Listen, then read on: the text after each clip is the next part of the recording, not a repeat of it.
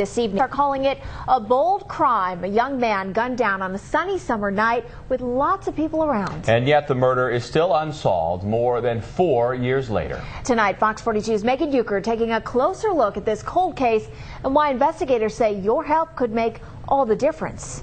It's a story you'll only see on KPTM.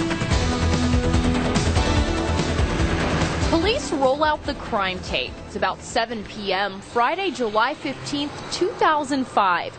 And moments earlier, June Brown is simply working at her beauty salon. When I came to the door, I seen the man just kind of easing over, and then he just hit the ground. Brown saw some of the last moments of 23-year-old Brian Walker's life.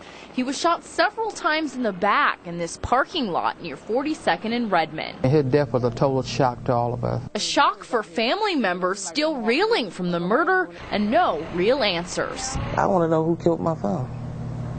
Why? Even now, Vicki Walker thinks of her son every day. She says Brian, or his family and friends called him Lamar, or LB, was an outgoing young man, always happy and smiling. He was like a funny guy. You know, he got along with a lot of people, you know. Everybody loved him. He had a good heart. He loved his kids. This family photo shows Walker with his kids, now 11, 10, and 8. His youngest daughter, now 4, isn't pictured. She was only a month old when her dad died. Whoever took Lamar's life should pay.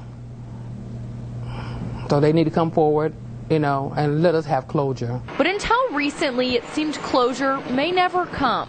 Relatives thought police had forgotten about Lamar and their nagging desire for justice. It's one of the cases that we prioritized from the cold case unit standpoint that we thought was very close. We had a lot of information regarding the case, and with a few more calls and a few more interviews, I think that we could hold somebody accountable for this. That somebody confronted Walker the night of July 15th, 2005.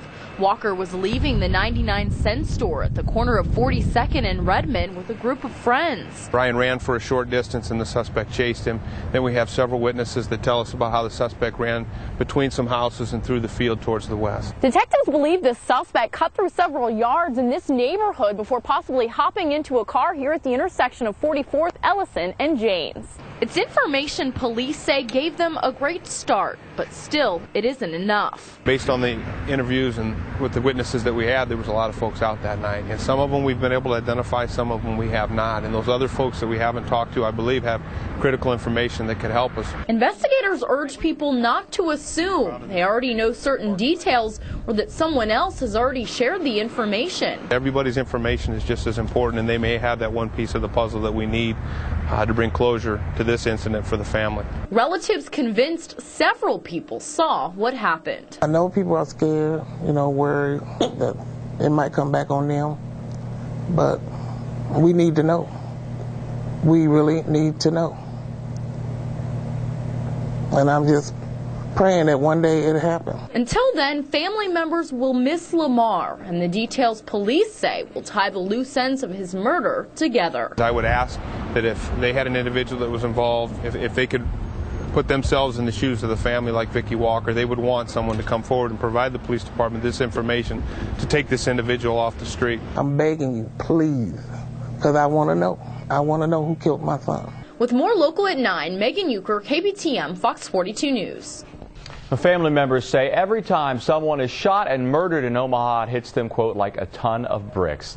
If you were near that 99-cent store that night or the Cubbies across the street, police still want to hear from you. Just call Crime Stoppers at 444-STOP.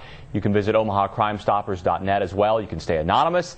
Information that leads to an arrest could make you eligible for a cash reward.